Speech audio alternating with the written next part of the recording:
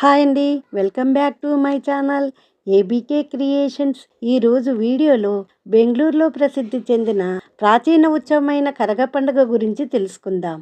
కరగ అనేది కర్ణాటక జానపద పండగ. కరగ పండుగ ఈ ప్రాంతం యొక్క అద్భుతమైన చరిత్రకు మరియు సాంప్రదాయాలకు ప్రతిరూపము. కరగ పండుగ బెంగళూరులో ప్రసిద్ధి చెందిన ప్రాచీన ఉత్సవము. ఈ ఉత్సవము కర్ణాటక రాష్ట్రానికి దక్షిణం వైపున నివసించే తెగల జాతి వారిది. సుమారు 500 సంవత్సరముల నుంచి తెగ ప్రతి ఏటా కరగ ఉత్సవాలను నిర్విఘ్నంగా కొనసాగిస్తూ వస్తున్నది. వీరిని వీరకుమారుల వారసులని, అగ్ని వారసులని నమ్ముతారు. ఈ వార్షిక వేడుకలను చూసేందుకు దేశవ్యాప్తంగా ప్రజలు పెద్ద సంఖ్యలో తరలి వస్తారు. ఈ పండుగ కర్ణాటక గొప్ప సంస్కృతిని వర్ణిస్తుంది.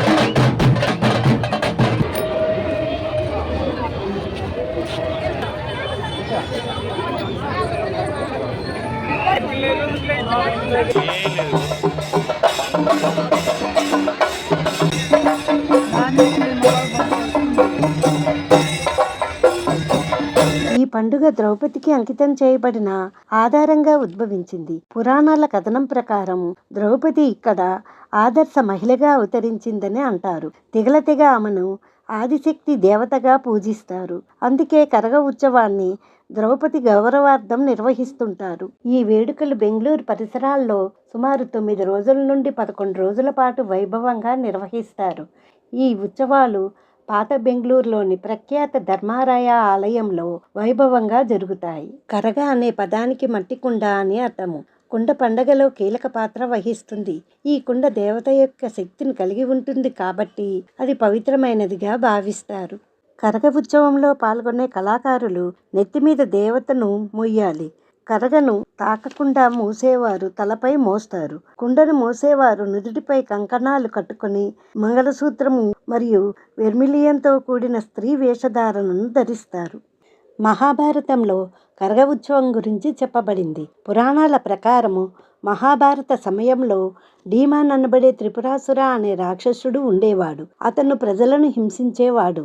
అతన్ని వధించడానికి ద్రౌపది శక్తి రూపాన్ని ధరించి అతనితో యుద్ధం చేస్తుంది. అసురుని రక్తం ఏరులై పారుతుంది.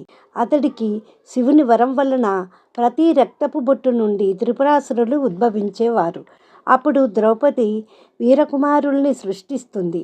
వీరకుమారుల్ని తెగ సైనికులుగా చేసుకుని అసురుణ్ణి సంహరిస్తుంది. తరువాత దేవి తిరిగి ద్రౌపది రూపం పొందుతుంది. యుద్ధానంతరం వీరకుమారులు ద్రౌపదిని అక్కడే ఉండిపోమ్మని కోరుతారు.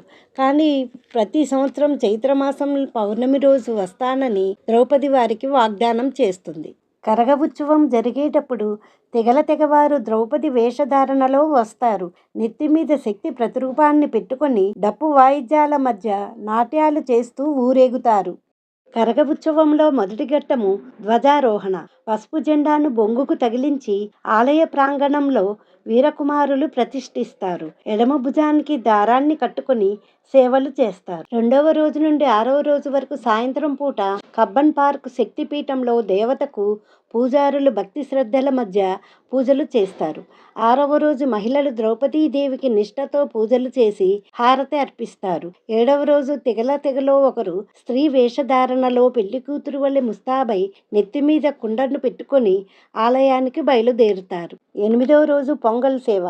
పౌర్ణమి రోజు ఉత్సవమూర్తికి మరియు దేవతకు ఊరేగింపు సమయంలో కళ్యాణోత్సవం నిర్వహిస్తారు.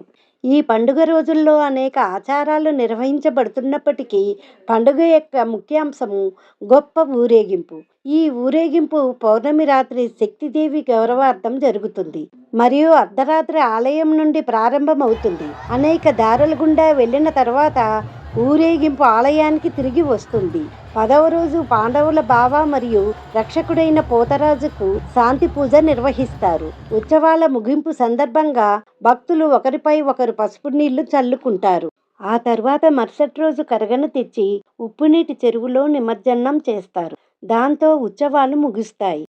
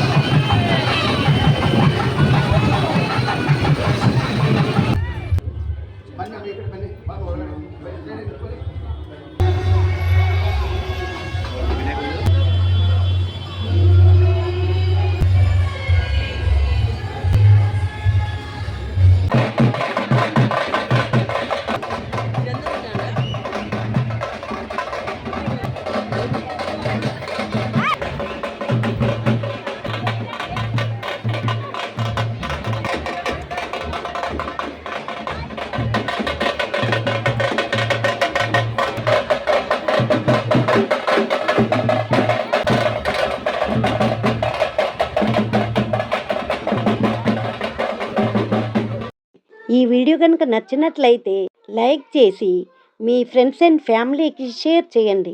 మరిన్ని ఇంట్రెస్టింగ్ వీడియోస్ కోసం మా ఛానల్ సబ్స్క్రైబ్ చేసుకోండి.